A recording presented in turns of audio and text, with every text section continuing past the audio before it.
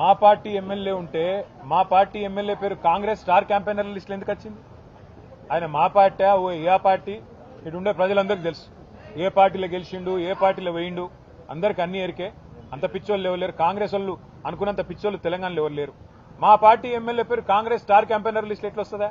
దానం నాగేందర్ పేరు star campaigner Congress. ఏమైనా నీతి ఉందా వాళ్ళకు? ఏమైనా రీతి ఉందా? అసలు ఏమైనా ఇజ్జత్ ఉందా అంటున్నాను నేను కాంగ్రెస్ పార్టీ.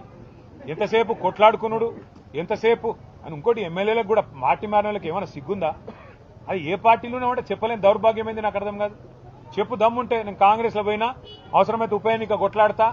నాకు ప్రజల మేమేదో పెద్ద పొడి చేసినాం, అద్భుతాలు చేసినాం, 2 ఏళ్లలో విజయోత్సవాలు చేస్తారు కదా, చేయి రాండ్రి ఎలక్షన్లకు. ఎవరు వద్దన్నమా?